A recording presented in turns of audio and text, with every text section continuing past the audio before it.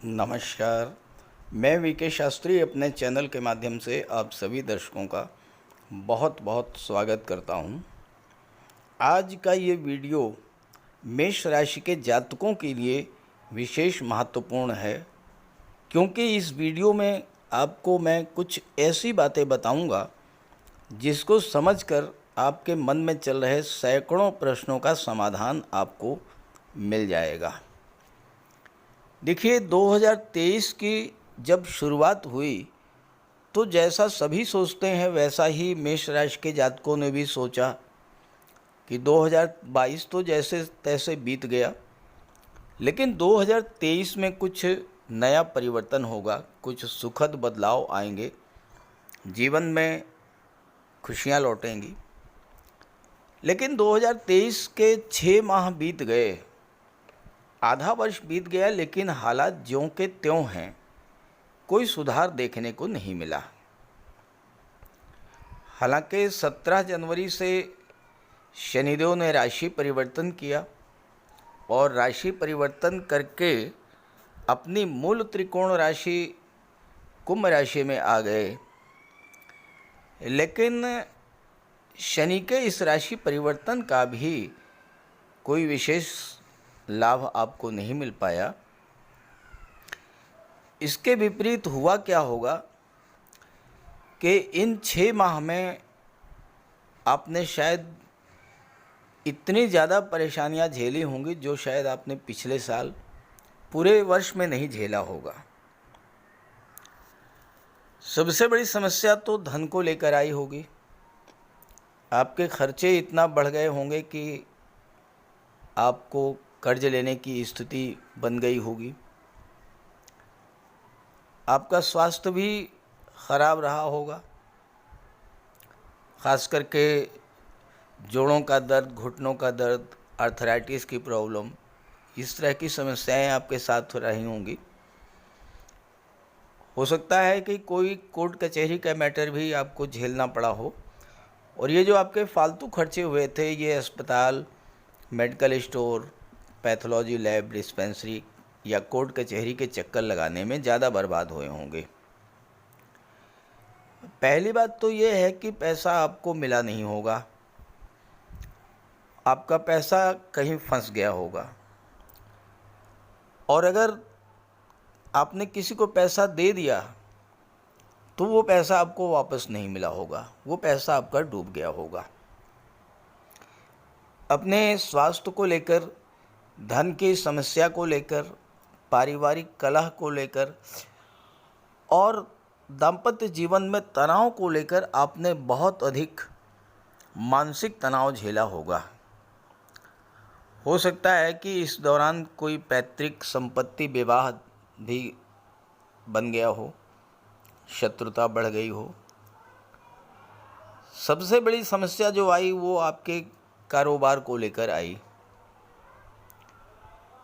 काम आपने कोई शुरू ही नहीं किया होगा, आधे अधूरे मन से अगर आपने काम शुरू भी किया तो काम में मन नहीं लगा होगा, तरह तरह की रुकावटें आई होंगी, बनते बनते आपका काम बिगड़ गया होगा, व्यापार में घाटा हुआ होगा, पार्टनरशिप में व्यापार था तो बिजनेस पार्टनर के द्वारा आपके साथ धोखाधड़ी की गई होगी या चीटिंग की गई होगी, सरकारी अधिकारियों से आपका कोई काम था वो भी नहीं बन पाया होगा, मकान बनवाना चाहते थे वो भी अधूरा रह गया होगा, कैरियर और नौकरी को लेकर आप निरंतर संघर्ष करते रहे होंगे, लेकिन आपको राहत नहीं मिली होगी, और हो सकता है कि आपके संबंध अपने पिता से, अपने बॉस से, अपने सीनियर से भी खराब हुए हों। दाम्पत्य सुखों में कमी आई होगी और विवाह में भी देरी हुई होगी। तो आज के इस वीडियो में हम इन्हीं सब बातों पर चर्चा करेंगे कि आखिर आपके साथ ऐसा क्यों हुआ, ऐसा क्या था ग्रहों का गोचर जिसके कारण आपको इतना कष्ट झेलना पड़ा। फिर बात करेंगे कि क्या इन हालातों में कोई सुधार देखने को मिलेगा, और अगर हाँ सुधार देखने को मिलेगा तो फिर कब से। ये विश्लेषण आपकी चंद्र राशि के आधार पर किया जा रहा है और वीडियो के अंत में मैं आपको शनिदेव के उपाय भी बताऊंगा। तो ये है मेष राशि के जातकों की कुंडली। हमारे जीवन पर सर्वाधिक प्रभाव जो पड़ता है वो शनि, गुरु, राहु और केतु के गोचर का पड़ता है, क्योंकि ये जो ग्रह हैं ये बहुत देरी से अपना फल देते हैं। शनि 2.5 वर्ष तक एक राशि में रहते हैं तो बहुत ही विलंब से अपना फल देते हैं। गुरु भी 1 वर्ष तक एक राशि में रहते हैं और राहु केतु जो हैं ये 1.5 वर्ष तक एक राशि में रहते हैं। तो यही 4 ग्रह ऐसे हैं जो कि लंबे समय तक एक राशि में रहते हैं और लंबे कालखंड को ये प्रभावित भी करते हैं। बाकी मंगल हैं, सूर्य हैं, बुध हैं, शुक्र हैं, ये तो लगातार राशि परिवर्तन करते रहते हैं, तो इनके गोचर का तात्कालिक प्रभाव पड़ता है, लेकिन गुरु, राहु या शनि के गोचर का बहुत लंबे समय तक प्रभाव रहता है। और आपके 6 महीने जो कष्ट कर रहे हैं वो ज़्यादा प्रभाव इन्हीं ग्रहों के गोचर का रहा है। देखिए, शनिदेव आपकी कुंडली के लाभ के भाव में गोचर कर रहे हैं। अब शनि अगर आपको फल देना शुरू करें तो इतना लाभ दे देंगे, इतना धन दे देंगे कि आप संभाल नहीं पाएंगे। लेकिन वो होगा तब जब शनि अपना फल दे पाएं। देखिए, हुआ क्या कि 17 जनवरी को शनिदेव आपके लाभ भाव में आए। इसके पहले कर्म भाव में थे, मकर राशि में, फिर लाभ के भाव में आए। अब 17 जनवरी को शनि यहाँ पर आए। एक सामान्य सी बात आप ज़रा सोचिए, आप अगर मकान बदलते हैं या किसी नए घर में प्रवेश करते हैं तो थोड़ा बहुत समय तो आपको वहाँ पर एडजस्ट होने में लगेगा। ठीक यही शनि के साथ हुआ। शनि कुंभ राशि में आए, एडजस्ट हो पाते इसके पहले ही 3 फरवरी को शनि अस्त हो गए। अब शनि के अस्त होने का सबसे ज़्यादा प्रभाव आपके कार्यक्षेत्र पर और आपके लाभों पर पड़ा, क्योंकि कालपुरुष कुंडली में शनि को कर्म भाव का और लाभ के भाव का कारक माना गया है। तो शनि जैसा ग्रह जब अस्त हो जाए और वो भी पूरे 36 दिन तक, तो कारोबार तो चौपट और कारोबार से मिलने वाला जो लाभ है वो भी चौपट। शनि से संबंधित लाभ तो आपको मिलने से रहा। इसका नेगेटिव इफेक्ट क्या पड़ा कि शनि की दृष्टि पड़ी आपके लग्न भाव पर, तो आपका स्वास्थ्य खराब हो गया, मानसिक चिंताओं ने आपको घेर लिया, आपका स्वभाव चिड़चिड़ा हो गया, स्वभाव में एक अजीब तरह का रूखापन आ गया। और शनि की दृष्टि पड़ी पंचम भाव पर, जो कि कुंडली का सबसे शुभ भाव होता है, लेकिन शनि की दृष्टि पड़ने से, चूँकि शनि अस्त थे, तो पंचम भाव का भी कोई फल नहीं मिल पाया होगा। छात्रों के लिए ये 36 दिन बहुत ही ख़राब रहे होंगे। पढ़ाई में मन नहीं लगा होगा, आलस्य बढ़ गया होगा, आज का काम कल पर टालने की प्रवृत्ति बढ़ गई होगी, संतान से भी समस्या आपको आई होगी, संतान पक्ष के साथ संबंध आपके खराब हुए होंगे। और शनि की दृष्टि अष्टम भाव पर पड़ी। अब अष्टम भाव के तो कारक होते हैं शनि, लेकिन शनि अस्त थे, तो इसलिए अष्टम भाव के भी जो आपको फल मिलने थे वो नहीं मिले। हो सकता है आप रियल एस्टेट से जुड़े रहे हों, वहाँ पर आपका काम मंदा हो गया हो, कोई कंस्ट्रक्शन का काम करते थे, वहाँ पर आपको नुकसान हुआ हो। इस तरह की समस्याएं शनि के कारण आई। अब 9 मार्च को तो चलिए शनि उदित हो गए, लेकिन शनि के उदित होने के बाद शनि का फल तो धीरे धीरे मिलता है। अब 9 मार्च को शनि उदित हुए, 31 मार्च को गुरु अस्त हो गए। अब गुरु आपके लग्न में गोचर कर रहे हैं। लग्न भाव आपका व्यक्तित्व होता है। जब गुरु ही अस्त हो गए तो गुरु से संबंधित जो भी कार्य थे वो बंद हो गए। गुरु के अस्त होने के कारण किसी प्रकार का कोई मांगलिक कार्य, कोई धार्मिक आयोजन हो ही नहीं सकता था। अब गुरु विवाह के कारक हैं, गुरु की दृष्टि भी विवाह के भाव पर पड़ रही है, सप्तम पर। विवाह का योग भी बना, विवाह के रिश्ते भी फाइनल हुए, लेकिन विवाह नहीं हो पाया, टल गई डेट, क्योंकि गुरु जो हैं 31 मार्च से अस्त हो गए। कोई धार्मिक मांगलिक आयोजन करना चाहते थे, वो भी नहीं हो पाया। अब गुरु भाग्य के कारक होते हैं और गुरु की दृष्टि भी भाग्य के भाव पर पड़ी, तो भाग्य का भी आपको कोई सपोर्ट नहीं मिला होगा। पिता से, गुरु से भी संबंध हो सकता है खराब हुए हों। गुरु ज्ञान के कारक होते हैं, गुरु की दृष्टि पंचम पर पड़ी तो गुरु के अस्त होने के कारण छात्रों को भी समस्या आई होगी। ये 2 ग्रह अस्त हुए, फिर उदित हुए। अब तीसरी स्थिति क्या बनी? तीसरी स्थिति बनी 23 अप्रैल को बुध भी अस्त हो गए। 23 अप्रैल को बुध भी अस्त हो गए। अब बुध तो बहुत ही महत्वपूर्ण ग्रह हैं और बहुत जल्दी फल दे देते हैं। अब बुध क्या होते हैं? बुद्धि के कारक हैं, बुध व्यापार के कारक हैं, आपकी इंटेलिजेंस के कारक हैं, आपके सोचने समझने की क्षमता के कारक हैं। बुध आईटी सेक्टर, कंप्यूटर के कारक हैं, बुध मार्केटिंग के कारक हैं, बुध शेयर मार्केट के कारक हैं। तो 23 अप्रैल से 15 मई तक बुध अस्त रहे। इससे आपका व्यापार प्रभावित हुआ, आपकी बुद्धि प्रभावित हुई, आपकी शेयर मार्केट से आपको नुकसान हुआ होगा। चलिए, यहीं तक ठीक होता तो ठीक था। स्थिति इसके बाद और भी खराब हुई। हुआ क्या कि 20 अप्रैल को सूर्य ग्रहण लगा।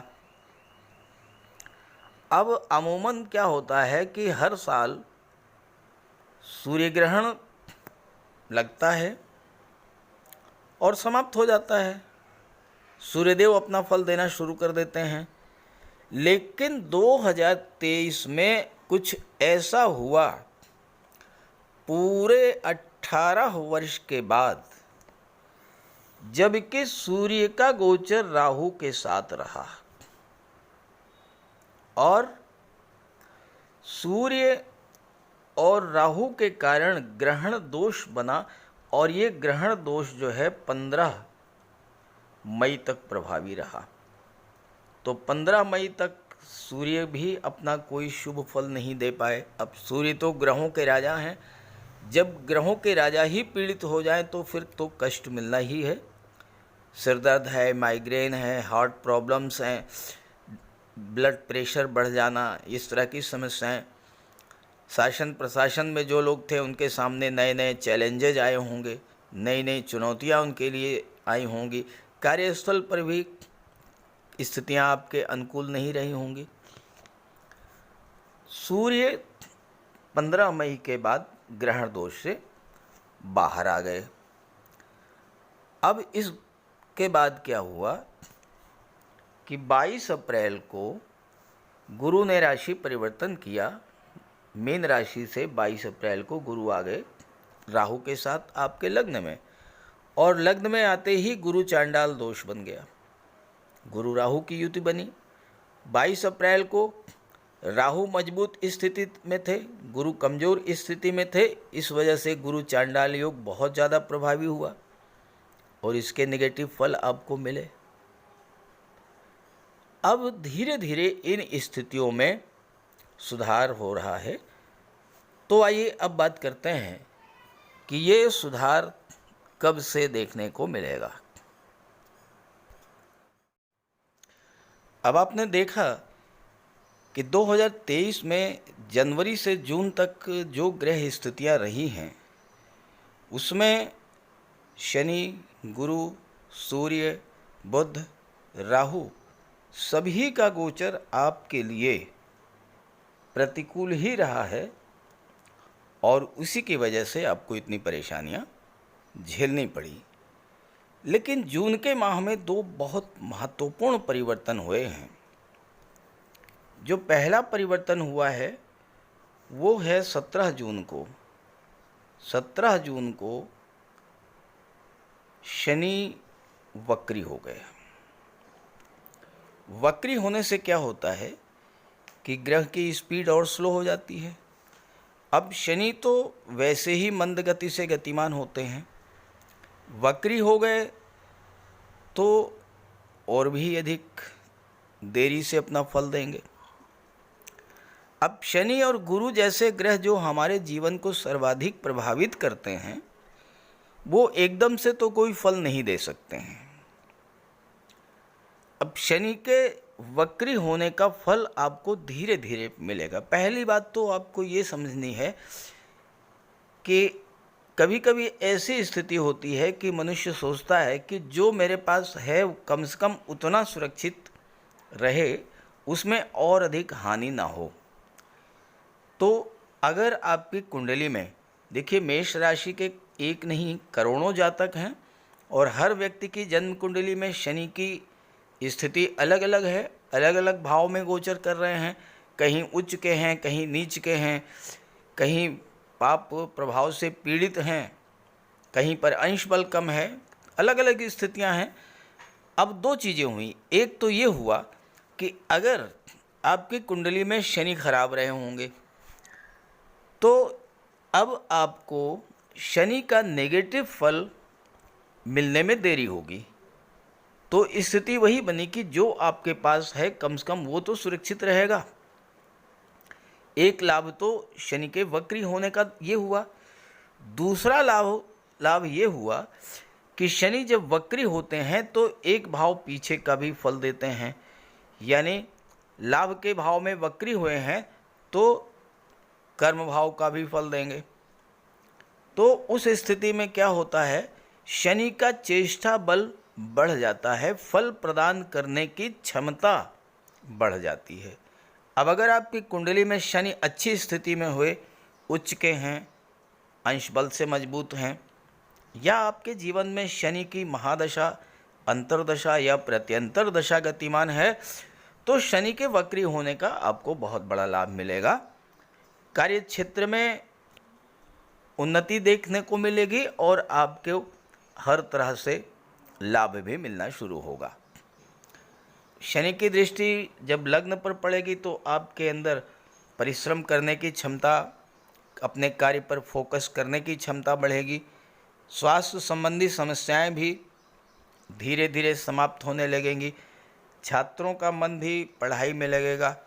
संतान से अगर किसी तरह का कोई तनाव विवाद था वो भी दूर होगा। और अष्टम भाव पर दृष्टि पड़ने से आपकी आयु में वृद्धि होगी, स्वास्थ्य लाभ होगा। और अगर आप अष्टम भाव की चीज़ों से जुड़ करके व्यापार व्यवसाय कर रहे हैं, आप रियल एस्टेट से जुड़े हैं, प्रॉपर्टी डीलिंग का कार्य करते हैं या कंस्ट्रक्शन का कार्य करते हैं, बिल्डिंग मटेरियल सप्लायर हैं, आर्किटेक्ट हैं, बिल्डर हैं, इस तरह का कोई भी कार्य कर रहे हैं, तो शनि के वक्री होने से आपको कार्य क्षेत्र में उन्नति और लाभ प्राप्त होना शुरू हो जाएगा। एक बात तो हुई शनि की। दूसरा जो महत्वपूर्ण परिवर्तन हुआ वो हुआ देवगुरु का, और वो 21 जून को हुआ। 21 जून को गुरु का गोचर शुक्र के नक्षत्र भरणी नक्षत्र में हुआ। 21 जून को गुरु अंश बल से भी युवावस्था में आ चुके और शुक्र के नक्षत्र में गोचर किया। धन का स्वामी, धन का कारक ग्रह धन के ही नक्षत्र में जब गोचर करेगा तो धन प्राप्ति के तो प्रबल योग बने ही बनेंगे। और आपकी कुंडली में तो शुक्र धन के भाव के स्वामी हैं, गुरु विदेश भाव के स्वामी हैं। तो गुरु जब शुक्र के नक्षत्र में गोचर कर गए तो फिर आपको विदेशों से धन प्राप्ति का प्रबल योग बनना शुरू हो गया। गुरु की दृष्टि जब सप्तम पर पड़ी तो आपके विवाह का योग बन गया। वैवाहिक रिश्ते तय हो चुके थे, अब विवाह संपन्न होने का योग बन गया। दाम्पत्य जीवन में खुशियां लौटी और साथ ही साथ पार्टनरशिप में, व्यापार व्यवसाय में किसी तरह का कोई तनाव था, कोई घाटा था, कोई चीटिंग थी, उस तरह की समस्याओं से भी आपको मुक्ति मिलना शुरू हो जाएगी। अब एक बात ये समझें कि एकदम से कोई बड़ा परिवर्तन हो जाए तो ऐसा तो संभव नहीं है, लेकिन धीरे धीरे 2-3 माह में स्थितियां आपके नियंत्रण में आ जाएंगी। एक सुखद परिवर्तन 15 जुलाई से देखने को मिलेगा। 15 जुलाई को होगा क्या कि 15 जुलाई को राहु का अंश बल 6 डिग्री से कम हो जाएगा। राहु वृद्धावस्था से मृत अवस्था की ओर गतिमान होंगे। तो गुरु चांडाल योग का जो प्रभाव आप पर पड़ रहा था वो पूरी तरह से समाप्त हो जाएगा। और 30 अक्टूबर को तो राहु 12वें में चले जाएंगे। विदेश के कारक होते हैं, विदेश भाव में चले जाएंगे, तो वहाँ पर तो राहु बहुत अच्छा रिजल्ट देंगे और गुरु पूरी तरह से गुरु चांडाल योग के प्रभाव से मुक्त हो जाएंगे। तो ये समझिए आपकी अमूमन सितंबर तक जो स्थितियां हैं वो आपके पक्ष में आ जाएंगी। धन भाव के स्वामी शुक्र हैं, शुक्र के नक्षत्र में गुरु का गोचर है, तो धन की भी प्राप्ति होगी, धन का संचय भी होगा, परिवार में वृद्धि होगी, परिवार में खुशियों का माहौल लौटेगा, परिवार में कोई धार्मिक या मांगलिक आयोजन भी हो सकता है। गुरु भी अच्छी स्थिति में, शनि वक्री हो गए और सूर्य भी ग्रहण दोष से बाहर आ गए, बुध भी उदित हो गए और शुक्र का जो गोचर है वह भी आपकी कुंडली में अच्छे भाव में है। दिसंबर तक शुक्र का गोचर सुख भाव में रहेगा, फिर पंचम में रहेगा, फिर छठे में रहेगा, फिर सप्तम में रहेगा।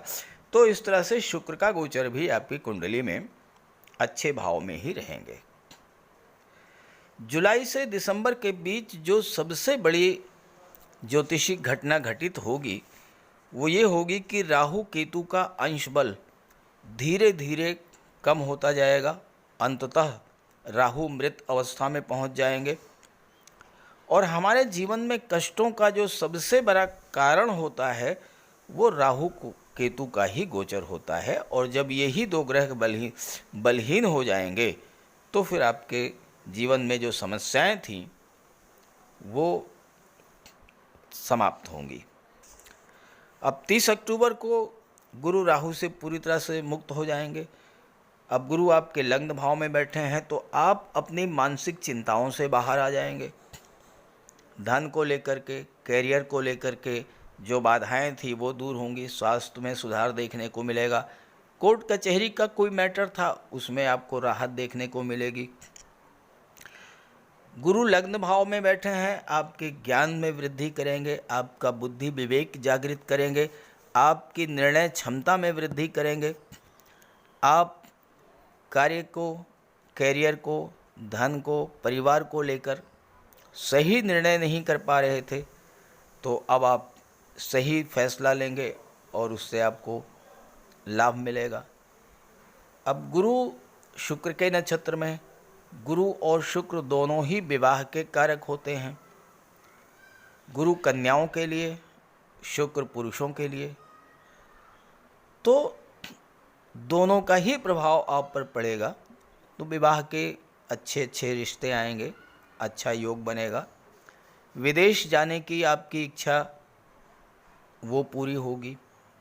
गुरु का भरणी नक्षत्र में गोचर बहुत ही महत्वपूर्ण है क्योंकि गुरु को भगवान विष्णु का स्वरूप माना गया है।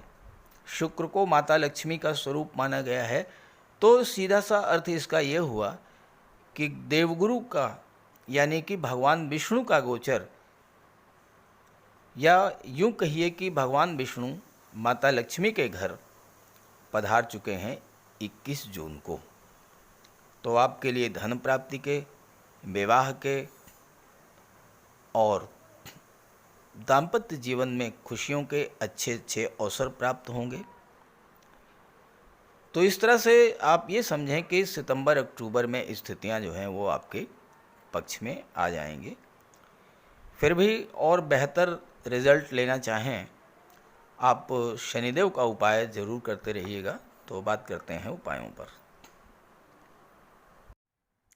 ज्योतिष शास्त्र में कहा गया है कि शनि जिस पर प्रसन्न होते हैं, यानी जिसका शनि ग्रह मजबूत स्थिति में होता है, तो शनिदेव रंक से राजा बना देते हैं। और शनि अगर कमज़ोर हुए, खराब हुए, तो राजा भी रंक हो जाता है। शनि के मजबूत होने से लोहा, मशीनरी, कारखाने से जुड़े व्यापार में तरक्की होती है, कोर्ट केस में विजय मिलती है, कार्यों में सफलता प्राप्त होती है, सांसारिक समस्याओं से मुक्ति मिलती है। और शनि को न्याय का प्रतीक माना गया है। यदि शनिदेव मजबूत हैं तो आपके साथ अन्याय नहीं होता।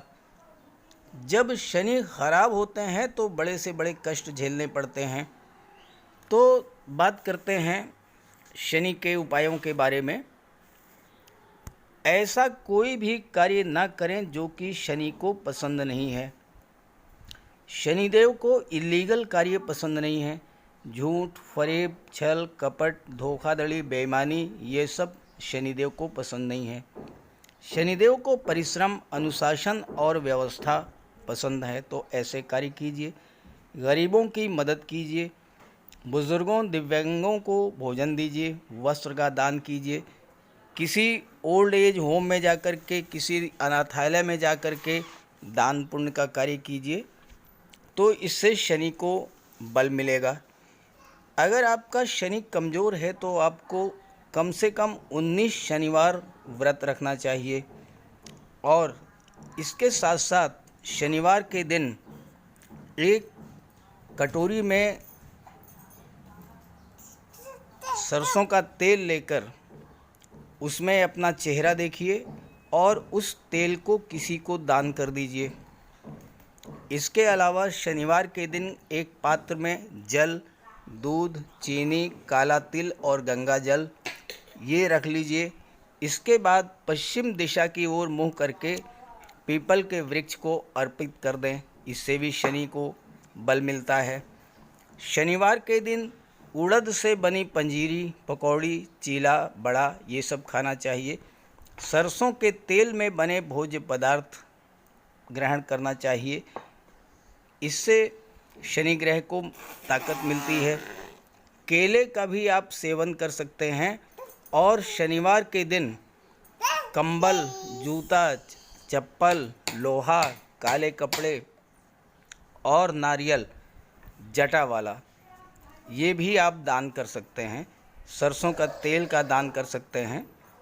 और अगर शनि कमज़ोर है तो आपको नीलम धारण करना चाहिए, लेकिन इसके लिए किसी आप योग्य ज्योतिषी की मदद ले लें। तो ये सब उपाय आप करेंगे तो आपको बहुत बड़ा लाभ मिलेगा। नमस्कार।